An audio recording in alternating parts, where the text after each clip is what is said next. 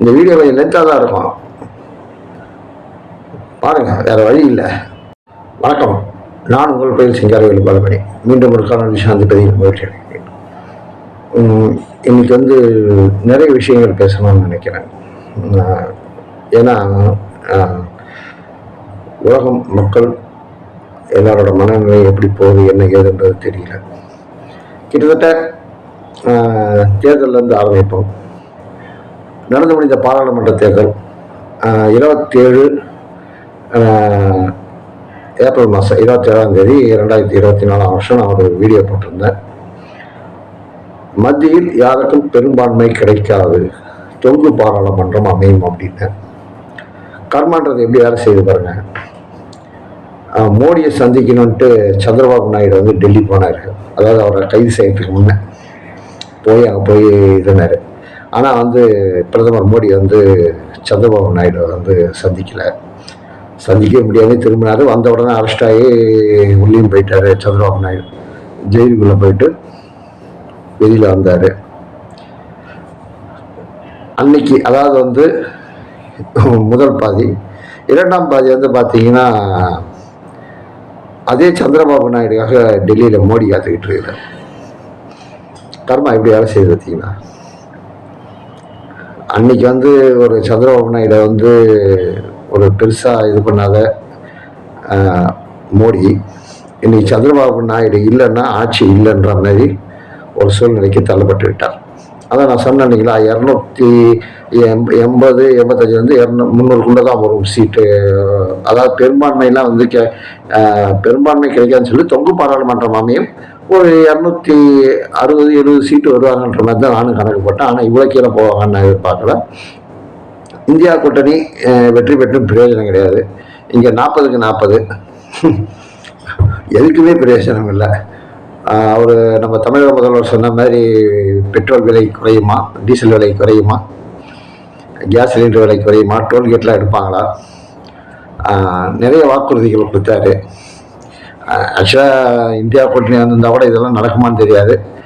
ஏறின விலைவாசி ஏறினது தாங்க, இனிமேல் எதுவும் இறங்க போகிறது கிடையாது. என்ன முடிஞ்சால் உங்களோட பொருளாதாரம் உங்களோட வருமானத்தை பெருக்கிறதுக்கு வழியை பாருங்க. என்ன அதே போல் இன்னொரு விஷயமும் சொல்கிறேன். 8ஆம் தேதிக்கு மேலே, அதாவது மோடி அவர்கள் இப்போ 8ஆம் தேதி பதவி ஏற்கிறாரு. அவர் பதவி ஏற்ற பின்னாடி அந்த 15 நாளுக்குள்ளே அவர் பெரும்பான்மையை நிரூபிக்கணும். இப்போ மோடியோட குடுமி சந்திரபாபு நாயுடு கையில் மாட்டிக்கிட்டு இருக்குது, நிதிஷ்குமார் கையில் இருக்குது. நிதிஷ்குமாரை ரொம்ப டேஞ்சரஸ் பர்சன். எப்படின்னு கேட்டிங்கன்னா, அவர் இன்னைக்கு இங்கே இருப்பார், நாளைக்கு எங்கே இருப்பாருன்னு சொல்ல முடியாது. திடீர்னு அங்கே போயிடுவார், ஏதாவது ஒன்று நடக்கலாம். இந்த ஆட்சி சந்திரபாபு நாயுடு, நிதிஷ்குமார், இன்னும் ஒரு சிலரால் கொஞ்சம் இழுபறியாகவே இருக்கும். ஆனால் அதுக்குள்ள மோடி அப்படின்ற ஒரு மனிதர் அவர் எல்லாருமே கொஞ்சம் சாதாரணமாக இட போடுறீங்களோன்னு எனக்கு ஒரு இதாக இருக்குது. ஆனால் மோடியோட இன்னொரு முகம் ஒன்று இருக்குது, ஒரு மிக கௌரவமான முகம் ஒன்று இருக்குதுன்ட்டு ஆனந்த் சாஹான்றவர் ஒரு கட்டுரை ஒன்று எழுதியிருந்தார். அதை படித்து பாருங்கள். மோடி எந்த எல்லைக்கும் செல்வார், தன்னுடைய அதிகாரத்தையும் தன்னுடைய அரசியல் பலத்தையும் தக்க வைத்துக் கொள்ள மோடி எந்த எல்லைக்கும் செல்வார். இந்த 8ஆம் தேதி அவர் பதவி ஏற்ற பின்னாடி அடுத்த 15 தினங்களில் மோடியோட அனைத்து முகங்களையும் மக்கள், அரசியல்வாதிகள், கூட்டணி கட்சிகள் அனைவரும் பார்ப்பார்கள். வெளிப்படையாக சொல்லணும்னா மோடி ஒரு அதிகார வெறி பிடிச்சவர். அவர் தன்னை ஒரு சர்வாதிகாரியாகவே அவர் சொல்லலை, கிட்டத்தட்ட வெளிப்படுத்திக்கிறாரு. அவரோட செயல்கள்லாம் அப்படிதான் இருக்குது. ஒரு ஏழை மக்கள் பற்றிய ஒரு சிந்தனை, அந்த நடுத்தர வர்க்கத்தை பற்றிய சிந்தனைலாம் கிடையாது. அவரை பொறுத்த வரைக்கும் பணக்காரனாகவே இருக்கணும், ஏழையாகவே இருக்கணும், முடிஞ்சால் ஏழையோட பாமரத்தையும் உருவிடணும். இது அவரோட ஒரு இது. இப்போ முக்கியமான விஷயத்துக்கு வரேன். இன்னொன்று, போன ஆட்சியில் இந்த மாற்றுத்திறனாளிகளுக்குன்னு ஒதுக்கப்பட்ட நிதி பெரும்பாலும் அரசு விளம்பரத்துக்கு போனதாக ஒரு சில கம்யூனிச ஊடகங்கள்லாம் கம்யூனிச கட்சிக்காரங்க அந்த கம்யூனிச பத்திரிகைகள்லாம் வந்து படித்தோம். மாற்றுத்திறனாளிகளோட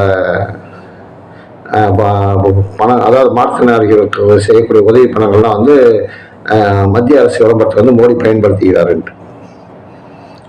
மோடி மட்டுமா பயன்படுத்துகிறாரு? இது எது நாங்கள் பாருங்கள், ஒரு கம்யூனிஸ்டுக்காரங்க மாற்றுத்திறனாளிகளோட இதுன்னுட்டு அவங்க எப்படி தெரியுங்களா, ஒருத்தன் கொடுக்குறான்னு வச்சுங்க, அவனை வந்து நல்லா உபயோகப்படுத்திக்கிறாங்க. இதே அவன் வந்து ஏதாவது ஒரு பிரச்சனை வாங்க எங்கேயாவது போய் இதுன்னு பார்த்தா வீட்டுக்கு பெயிண்ட் அடிக்கணும், வீடு சுத்தம் பண்ணணும், அந்த வில்லிவாரத்தில் இருக்கிற வீட்டை சுத்தம் பண்ணணும், நான் இது பண்ணணும், ஆஃபீஸ் கழுவணும், கம்யூனிஸ்ட் ஆஃபீஸு அப்படின்னு சொல்லிக்கிட்டு வரமாட்டாங்க. மாற்றுத்திறனாளி ரோட்டில் தான் நிற்கும். சரி, அவன் கம்யூனிஸ்டுக்காரன் தான் அப்படி இருக்கிறாங்க அப்படின்னுட்டு திமுககாரங்கிட்ட போனால் ஒரு மாற்றுத்திறனாளி ஒரு 10 லட்ச ரூபா வந்து ஒரு இதில் வந்து விட்டுட்டார், ஏமாட்டார். ஆள் யார் என்ன எதுன்றது சரியாக விசாரிக்காமல் ஒரு மாற்றுத்திறனாளி குடும்பம் வந்து ஒரு 10 லட்ச ரூபாய் கொடுத்து மாட்டிக்கிச்சு. அதுக்கு வந்து திமுக மாற்றுத்திறனாளிகள் சங்கம்னு ஒன்று இருக்குது. போயிட்டு அந்த மாற்றுத்திறனாளி வந்து பேசியிருக்கிறார், இந்த மாதிரி 10 லட்ச ரூபா போயிடுச்சிங்க, கொஞ்சம் உங்களால் மாற்றுத்திறனாளி சங்கத்தில் ஏதாவது உதவி பண்ணி கொஞ்சம் வாங்கி கொடுங்க அப்படின்னு சொல்லி காவல்துறைக்கு வந்து கொஞ்சம் வந்து பேசுங்க அப்படின்னு, காவல்துறையில் கம்ப்ளைண்ட் கொடுக்கணும், கொஞ்சம் வந்து பேசுங்க அப்படின்லாம் கேட்டிருக்கிறேன். அதுக்கு வந்து அந்த திராவிட முன்னேற்ற கழக மாற்றுத்திறனாளி சங்கத்தை சேர்ந்த ஒரு பொறுப்பாளர் அந்த மாற்றுத்திறனாளிகிட்ட சொல்கிறார். எப்படி சொல்கிறாருன்னா,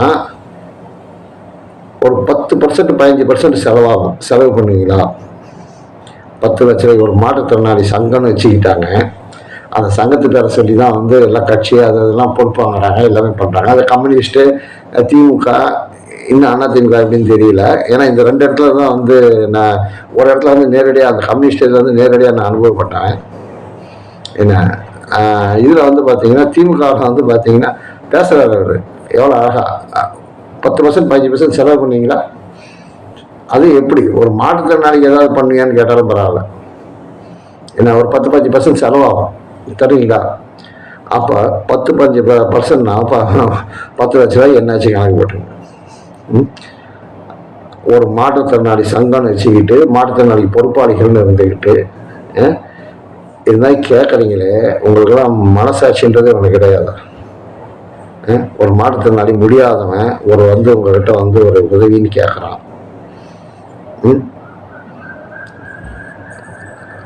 தயவுசெய்து மாற்றுத்திறனாளிகளை வந்து மாற்றுத்திறனாளிகளுக்கு சொல்கிறேன், முதல் தவறு வந்து நானும் ஒரு மாற்றுத்திறனாளி தான்.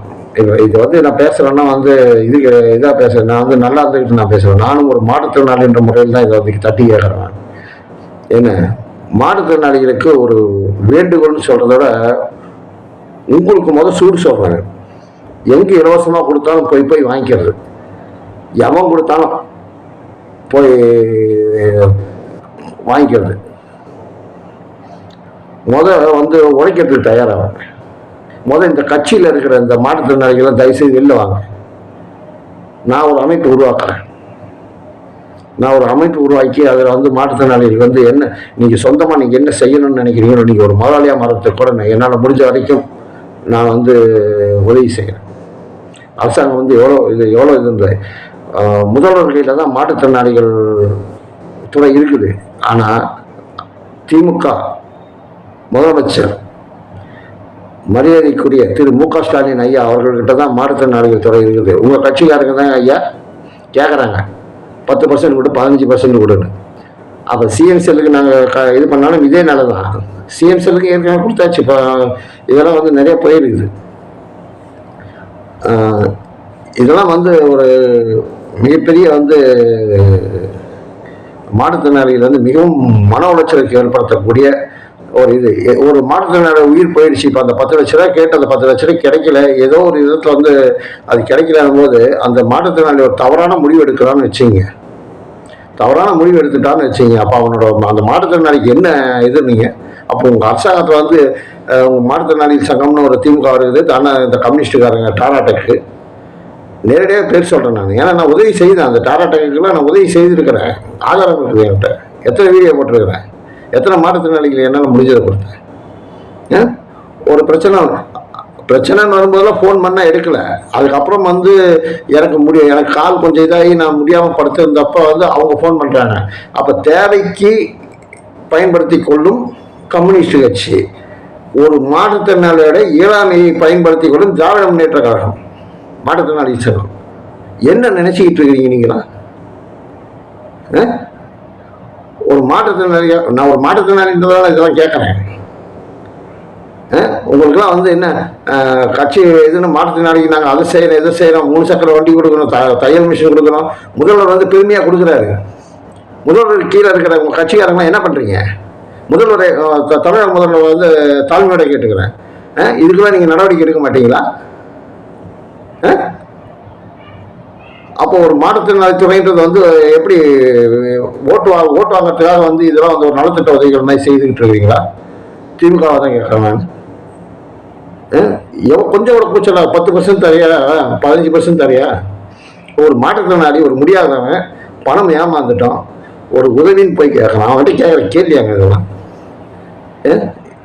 அரசாங்கம் மட்டும் அரசாங்கத்தில் இருந்துக்கிட்டு, ஒரு கட்சியில் இருந்த ஒரு பொறுப்பில் இருந்துக்கிட்டு இதெல்லாம் இன்னைக்கெல்லாம் வெட்கப்படணுங்க. திராவிட முன்னேற்ற கழகத்தில் வந்து இந்த மாற்றுத்திறனாளி சங்கம் வச்சுக்கிட்டு வந்து நாங்கள் அதை பண்ணுறோம் இதை பண்ணுறோன்னு சொல்கிற கம்யூனிஸ்ட் கட்சி. ஏன்னா கம்யூனிஸ்ட் கட்சி வந்து அவங்க செய்யறது கிடையாது. எங்களை மாதிரி எண்ணாவத்தை கொடுத்தாங்கன்னு வச்சுங்க, வாங்கி கொடுத்துக்குவாங்க, அவங்க ஆஃபீஸில் வச்சு கொடுத்துக்குவாங்க, அவங்க ஒரு பேர் எடுத்துக்குவாங்க. இல்லைன்னு சொல்லுங்கள், என்கிட்ட வந்து கேட்க சொல்லுங்கள், நேரடியாக வந்து கேட்க சொல்லுங்கள். ஏன்னா பண்ணவன் நான் என்ன. அதே போல் இந்த 10% 15% கேட்டது இல்லைன்னு சொல்லுங்கள், நேரடியாக வந்து கேட்க சொல்லுங்கள். ஒரு காவல்துறையில் போயிட்டு இப்போ புகார் கொடுக்கணும், கொஞ்சம் உதவி பண்ணுங்கன்னு கேட்டதுக்கு 10% 15%. மனசாட்சியெலாம் நீங்கள் கழட்டி வச்சிருக்கீங்களா? திராவிட முன்னேற்ற கழகனால இப்படி தானா? உங்கள் குத்துற முத்திரை வந்து அப்படியே தான் இருக்குமா? இன்னும் அதிமுக எந்த லட்சணம் தெரியல, காங்கிரஸ் எந்த லட்சணம் தெரியல, பிஜேபி எந்த லட்சணம் தெரியல. பிஜேபியில் இப்படி ஒரு அமைப்பு இருக்குதானே தெரியல. அப்படி பிஜேபியில் இப்படி ஒரு அமைப்பு ஆரம்பிக்கணும்னா சொல்லுங்கள், நான் வரேன். நீங்கள் வந்து மாற்றுத்திறனாளி சங்கத்தை, மாற்றுத்திறனாளிகளுக்கு ஒதுக்கப்பட்ட நிதியை வந்து கரெக்டாக நான் கொண்டு வந்து சேர்த்துறேன் மாற்றுத்திறனாளிகளுக்கு. நீங்கள் வந்து உங்களோட அரசு உங்களோட தனிப்பட்ட பெருமையை பேசிக்கிற விளம்பரத்துக்கு வந்து அந்த காசு செலவு பண்ண விட மாட்டேன். என்னை நம்பி கிட்டத்தட்ட ஒரு 100 மாற்றுத்திறனாளிகள் இருக்கிறாங்க. என்னை நம்பி இருக்கிற 100 மாற்றுத்திறனாளிகள், மேலும் என் மேலே நம்பிக்கை இருக்கிற மாற்றுத்திறனாளிகள் வந்து என்ன 9994052049 இது என்னோட ஃபோன் நம்பர். என் மேலே நம்பிக்கை இருக்கிற மாற்றுத்திறனாளிங்க ஃபோன் பண்ணுங்கள். உங்களோட மாற்றுத்திறனாளிகள்னால் உங்களோட அட்டையோட வச்சு இந்த வாட்ஸ்அப் நம்பருக்கு வாட்ஸ்அப் பண்ணுங்கள். ஃபோன் பண்ணாதீங்க, நான் வேறு வேலையில் இருக்கும்போது எடுக்க மாட்டேன். வாட்ஸ்அப் பண்ணுங்கள். இது வந்து எந்த கட்சியும் சேராத, இதில் எப்படி போராடி உங்களுக்கு என்ன வாங்கி தருமோ அதை வாங்கி தரத்துக்கு நான் தயாராக இருக்கிறேன். இது சும்மா வாய் வார்த்தையாக சொல்கிறது இல்லை, உண்மையாக சொல்கிறேன் நான். மேலும் மைவி3 இதை பற்றி நிறைய பேசியிருக்கிறேன். நான் என்னென்ன சொன்னேன் ஆரம்பத்துலேருந்து, நான் என்னென்ன சொன்னேன்னு இன்றைக்கி அத்தனையும் நடந்துக்கிட்டு இருக்குது. உள்ளே இருக்கிற சோர்ஸ் சொல்லிச்சு, இப்படி நடந்தால் இப்படி பண்ணுவோம், இப்படி நடந்தால் இப்படி பண்ணுவோம், கட்சி ஆரம்பிப்பாங்கன்னு சொன்னேன். ஆரம்பித்தாங்களா? அந்த குருஜி ஆரம்பித்தாங்க கட்சி ஆரம்பிப்பாங்கன்னு. அதுக்கப்புறம் வந்து நாளைக்கு வந்து பின்னாடி வந்து உங்களோட சட்டத்திட்டங்களை மாற்றுவீங்களா, இல்லை எக்ஸ்ட்ரா பணம் கேட்பீங்களா, என்ன கேட்பீங்கண்ணா? இப்போ என்னது, இத்தனை விளம்பரத்துக்கு ₹1, ஒரு குறிப்பிட்ட விளம்பரம் வரைக்கும் பார்க்குற வரைக்கும் ₹1 தான் தருவாங்க. இப்போ வந்து நீங்கள் வந்து வேலை வெட்டிக்கெலாம் போக முடியாது, பார்ட் டைமாக செய்யலாம்னு நினச்சிங்க பார்த்தீங்களா? வேலை வெட்டிக்கெலாம் போக முடியாது. என்ன இன்னும் டாஸ்க்லாம் ரொம்ப ஹெவியாக இருக்கும் உங்களுக்கு இனிமேல். ஏன்னா அந்த கம்பெனி வந்து மூடப்படலாம் அப்படின்ற ஒரு செய்தியும் ஒரு சோர்ஸ் மூலமாக கிடைச்சிது. சில அது ஏன்னா காவல்துறை ஏற்கனவே ஒரு இது ஒன்று கொடுத்துருந்தாங்க, இதுக்கு மேற்கொண்டு இதை பற்றி விளம்பரப்படுத்தக்கூடாது எல்லாம், அதையும் மீறி செயல்பட்டுக்கிட்டு தான் இருக்குது. அப்போ காவல்துறைக்கு வந்து மைவி3 வந்து பயப்படுற மாதிரி தெரியல. அப்போ மைவி3 வந்து காவல்துறைக்கு பயப்படுற மாதிரி தெரியல. பின்னாடி இருக்கிற சக்தி யாரு? பின்னாடி அரசியல் சக்தியா, இல்லை வேற எதனாலா? ஏன்னா கோயம்புத்தூர்ன்றதுனால நான் கேட்குறேன். அரசியல் பின்னணியா, ஆன்மீக பின்னணியா, இல்லை அதையும் தாண்டி வேற ஏதாவது கைலாயம் சார்ந்த, அதாவது வடநாட்டு இவ்வளோ சக்தி வாய்ந்த ஒரு இதாக பின்னாடி இருக்கிறது. இந்த காவல்துறைக்கு இதில் காவல்துறையும் கண்டுக்கிற மாதிரி தெரியல. ஆனால் இன்னைக்கு எனக்கு கிடைச்ச ஒரு சோர்ஸ் வந்து காவல்துறை வந்து தாமாக முன் வந்து நடவடிக்கை எடுத்துக்கிறதா ஒரு தகவல் கிடைச்சிருக்குது. அது வந்து அது ஒரு சோர்ஸ் மூலிமா கிடைச்சிது. மேலும் இந்த முகவர்கள் மீதும் வந்து நடவடிக்கை எடுக்கணுன்றது வந்து என்னோட இதாக இருக்குது. பார்க்கலாம், அந்த முகவர்கள் மீது அவங்க வந்து நடவடிக்கை எடுக்கவில்லை என்றால் அடுத்த கட்ட நடவடிக்கை வந்து நானே நேரடியாக இறங்குவேன். இந்த முகவர்கள் வந்து ஒவ்வொருத்தரும் வந்து சம்பாரிச்சிருக்கிறாங்க, கீழே பாதிக்கப்பட்டவங்க. இன்றைக்கி வந்து இதை 17 பேர் சேர்த்தணுன்றது இப்போ 14 பேர் சேர்த்தணும். விளம்பரம் வந்து நீங்கள் வந்து 4 மணி நேரம் பார்க்கணுன்றது இப்போ 8 மணி நேரம் ஆக்குவீங்களா? ஒரு வேலை மாதிரி காசையும் வாங்கிட்டு உங்கள்கிட்ட எங்கள் காசையும் வாங்கிட்டு எங்களுக்கே திருப்பி கொடுப்பீங்க. நாங்கள் வேலை செய்யணும், அந்த காசுக்கு எங்கள் காசையை திருப்பி கொடுப்பீங்க. கேட்டால் பர்ச்சேஸ்ன்னு ஒரு டெக்னிக்கல் வேலை யூஸ் பண்ணுவீங்க. பணம் போட்டால் வந்து இன்வெஸ்டரா டெபாசிட்டரா யாருன்னு கேட்டால் அதுக்கு சரியான பதில் கிடையாது. பர்ச்சேஸு நீங்கள் புரிஞ்சிக்காமல் வந்துட்டீங்க. பர்ச்சேஸ்னால் என்ன? ஏன் நான் விருப்பப்பட்டது வாங்கணும்? நீ கொடுக்குற மாத்திரையை நான் வாங்கி போய் தின்னு அவசியம் கிடையாது. நீ கொடுக்குற மாத்திரை வாங்கி போய் நான் தின்னு செத்தனா பைத்தியக்காரங்களா? இந்த ஏஜென்ட்டுங்களை சொல்கிறேன், அவன் காசு வர வரைக்கும் எவனாவது வாயத்தை வந்து சொல்கிறீங்களா? மாத்திரை வாங்கணும், 1,50,000 ரூபாய்க்கு மாத்திரை வாங்கணும், 1,20,000 மாத்திரை வாங்கணும்னு எவனாவது சொல்கிறீங்களா? இத்தனை 7 பேரை சேர்த்தா தான் நீ எஸ்சி ஆகணும், அதாகணும், இதாகணும் எவனாவது சொல்கிறீங்களா? வாயில் என்னத்தை வச்சுக்கிட்டு இருக்கிறீங்க? பணத்தை கட்டுற வரைக்கும் எல்லாத்தையும் மூடிக்கிட்டு இருக்கிறீங்க ஏஜென்ட்டுங்கெல்லாம். மாவனங்களை அடுத்து ஏஜென்ட்டுங்களை தாண்டா வரேன் நான். மைத்திரி ஏஜென்ட்டுங்களுக்கு எப்படி பண்ணுன்றதை நான் பண்ணுறேன். வந்து எதையும் சொல்கிறது கிடையாது. 1,20,000 நொட்டுற வரைக்கும் ஒன்றும் சொல்கிறது கிடையாது. நொட்டின பின்னாடி மாத்திரை வாங்க, மாத்திரை தான் உனக்கு வந்து சாப்பிட்றதுக்கு நாங்கள் எதுவும் கொடுக்க மாட்டோம். சாப்பிட்றதுக்கு கொடுக்குறிய மாத்திரை? அது எத்தனை வருஷத்துக்கு வருது? அந்த மாதிரி டம்ப் பண்ணலாமா மாத்திரையை? ஒரு மருந்தை வந்து அந்த மாதிரி டம்ப் பண்ண முடியுமா? எந்த பொருளையுமே டம்ப் பண்ணி வைக்கூட தெரியுமா? அது அதிக அளவாக டம்ப் பண்ணோம்னா அது பதுக்கல்ற மாதிரி ஆகிடும். அது ஒரு சட்டம் இருக்குது, பதுக்கல் சட்டம்னு ஒன்று இருக்குது. அதில் இதாகும். அப்போ ஒரு 1,20,000 கட்டி வைக்கணும். ஒவ்வொருத்தரையும் குற்றவாளி ஆக்குறீங்களா பணத்தை வாங்கிக்கிட்டு? அரிசி மூட்டை பதுக்கி வச்சானா அப்போ அவன் பதுக்கல்காரன். எண்ணெயை பதுக்கி வச்சானா அவன் பதுக்கல்காரன். சீமனையை பதுக்கி வச்சானா அவன் பதுக்கல்காரன். இவன் மாத்திரையை கொடுத்து எல்லாத்துக்கிட்டையும் 1,20,000 40 டப்பா மாத்திரையை கொடுத்து பதுக்கி வைக்கிறானே. அப்போ இது பதுக்கல் சட்டத்தில் வராதா? இதெல்லாம் நான் ஏகப்பட்ட கேள்விகள் கேட்டது தான் இன்றைக்கி எல்லா யூடியூபர்ஸும் நீங்கள் கேட்டுக்கிட்டு இருக்கிறீங்க ஒவ்வொருத்தரும். நான் என்னோடய வீடியோ ஆரம்பித்து பாருங்கள், நான் என்ன கேட்டேன்னா அத்தையே தான் ஒன்று சொல்லிக்கிட்டு அந்த மைவித்திரியை பற்றி இவங்க அடுத்தது கட்சி ஆரம்பிப்பாங்கன்னு அதே மாதிரி பண்ணாங்க. இந்த மாதிரி வரும்னு என்னோடய வீடியோக்கள் எல்லாத்தையும் எடுத்து பாருங்கள். இன்றைக்கி நடக்கிறது எல்லாத்தையும் நான் முன்கூட்டியே சொல்லியிருக்கிறேன் 4-5 மாதத்துக்கு முன்னாடியே. என்ன அப்படின்னு சொல்லிக்கிட்டு என்ன மேலும் மக்களை முட்டாளாக்காதீங்க. இந்த மாற்றுத்திறனாளி சங்கத்தை வச்சிருக்கிறவங்க எல்லாத்தையும் சொல்கிறேன், இந்த மாற்றுத்திறனாளிகள் உதவி செய்யணும்னு சொல்லிட்டு 10% கூட 15% கூடன்ட்டு அந்த ஒரு மாற்றுத்திறனாளி எவனாவது ஒருத்தன் உதவி செய்கிறான்னா கம்யூனிஸ்டுக்காரன், திமுககாரன், திமுககாரன், காங்கிரஸ்காரன் எவனாவது வந்து அந்த உதவியை வாங்கிட்டு அவனுக்கு ஒரு கஷ்டம், அவனுக்கு ஒரு பிரச்சனைன்னும் போது என் வீடு பெயிண்ட் அடிக்கிறேன், நான் கக்கூஸ் கழுவிக்கிட்டு சொல்லிக்கிட்டு இருந்துட்டு இந்த மாதிரி பண்ணுற கம்யூனிஸ்டுக்காரங்கள்லேருந்து, காங்கிரஸ்காரங்கள்லேருந்து, அதிமுககாரங்கள்லேருந்து, திமுககாரங்க, மெயினாக திமுகவை நான் சொல்கிறேன். ஏன்னா வந்து அந்த திமுக நேற்று தான் என்கிட்ட நேற்று தான் இந்த விஷயத்தை நான் கேள்விப்பட்டேன். 10% கொடுப்பியா, 15% கொடுப்பியா? ஒரு மாற்றுத்திறனாளிகிட்ட கேட்குறேன். வெக்கமா இல்லை உங்களுக்குலாம்? ஒரு மாற்றுத்திறனாளிகிட்ட இருந்து வாங்கி சாப்பிடணுன்றது என்னைக்குதான் திருந்து இந்த திமுக திருந்துமா? இல்லை முதலமைச்சர் மு.க. ஸ்டாலின் ஐயாவால் திருத்தப்படுமா இந்த மாதிரி நபர்களை? இல்லை தூக்கி எறிவீங்களா கட்சியை விட்டு? உங்களுக்குலாம் எல்லாம் கேள்வியாக வைக்கிறேன். பதவியேற்கக்கூடிய பிரதமர் மோடி ஐயா அவர்களுக்கும் சொல்கிறேன், மாற்றுத்திறனாளிகளோட பணத்தை எடுத்து உங்களோட வீண் விளம்பரத்துக்கு வந்து செலவு பண்ணாதீங்க. மாற்றுத்திறனாளிகளை செலவு பண்ணுங்க. உங்கள் கட்சியில் சேர்ந்து சேவை செய்யணும்னா சொல்லுங்கள், நான் கூட சேர்ந்து சேவை செய்கிறேன். புரியுதுங்களா? அண்ணாமலைஜி உங்களுக்கும் சேர்த்தியே தான் சொல்கிறேன். உங்களுக்கு அப்படி ஒரு எண்ணம் இருந்தால் 9940520459 இந்த நம்பருக்கு பிஜேபியை சேர்ந்த யாராவது மாற்றுத்திறனாளிகள் அமைப்புன்னு ஒன்று ஆரம்பிக்கணும்னா என்னை தொடர்பு கொள்ளுங்க, நான் வரேன். ஆனால் என்னோட முடிவுகள் வந்து தன்னிச்சையாக தான் இருக்கும். கட்சியை சார்ந்து நான் எடுக்க மாட்டேன். முஸ்லீம் அவனுக்கு கொடுக்கக்கூடாது, கிறிஸ்டின் இவனுக்கு கொடுக்கக்கூடாது அப்படின்லாம் கிடையாது. எனக்கு எல்லாரும் சமம், எல்லாத்துக்கும் கொடுப்பேன். அது முஸ்லீமாக இருந்தாலும் கிறிஸ்டினாக இருந்தாலும் யாராக இருந்தாலும் எல்லாத்துக்கும் கொடுப்பேன். அதை வந்து கட்சியில் வந்து என்னை கட்டுப்படுத்தக்கூடாது.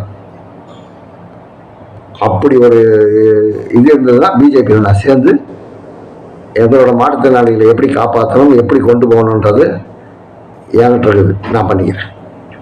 அப்படி நீங்கள் கூப்பிடணும் என்னை வச்சு கவலை கிடையாது. எப்படி நான் மாற்றுத்திறனாளி பண்ணுறதுன்னு முடிவு பண்ணி கிட்டத்தட்ட வச்சிருக்கிறேன். மாற்றுத்திறனாளிகள்லாம் எல்லாத்தையும் ஒன்று சேர்த்துக்கிட்டு விரைவில் இது ஒரு மிகப்பெரிய ஒரு இதுக்கு கொண்டு வருவேன், பார்த்துங்க. ஏன்னா கிட்டத்தட்ட வட சென்னை, சென்னை இது இவங்களுக்கெல்லாம் வந்து ஓரளவுக்கு நான் பரிச்சயமான ஆள். மாற்றுத்திறனாளிகளுக்காக நான் என்னென்ன செய்திருக்கிறது மாற்றுத்திறனாளிகளுக்கு தெரியும். நம்பிக்கை இருக்கிற மாற்றுத்திறனாளிகள் என்னை பின்தொடருங்கள் என்று கேட்டுக்கொண்டு இந்த காணொலியிலிருந்து விடைபெறுகிறேன். நன்றி, வணக்கம். நான் உங்கள் பேர் செய்யாத பால்மணி.